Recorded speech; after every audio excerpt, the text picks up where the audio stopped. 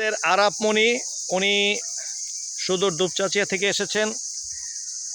ঈদের ভ্রমণ শেষে ওনারা আবার চলে যাবেন এবং আমরা ওনার ইন্টারভিউ নিব।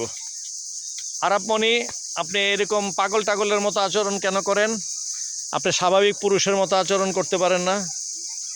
পুরুষ মানুষরা এমন করে নাচানাচি, এই যে খোঁচাখুচি, এরকম না তো, এরকম তো আমি চাই না। আমি চাই আপনি একটা ভদ্র ছেলের মতো আচরণ করবেন, একটা ভদ্রলোকের মতো। আপনি কোন ক্লাসে পড়েন? ওয়ানে। স্কুলের নাম বলেন। বিয়াম। এটা কোথায়? জায়গার নাম বলেন। বগুড়া কোথায়? বগুড়ার কাছে। বগুড়া দুপচাচিয়া। হ্যাঁ। আপনাদের বাসা থেকে কি দিয়ে যান? ভ্যান গাড়ি দিয়ে যান। আপনার ভ্যানের আঙ্কেলের নাম জানেন? যিনি ভ্যান চালান ওনার নাম জানেন? ও আচ্ছা, এক একদিন এক এক ড্রাইভার। আচ্ছা, বুঝছি। আপনাদের স্কুল কয়টা থেকে কয়টা পর্যন্ত? কয়টা থেকে কয়টা? তাড়াতাড়ি বলেন, সময় কম। এখন কয়টা থেকে কয়টা?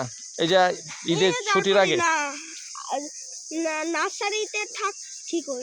হ্যাঁ, নার্সারিতে থাকতে। হ্যাঁ, বলুন। একটা আগে যাও না গে। আর দুইটা ছুটি হয় 1 ঘন্টা।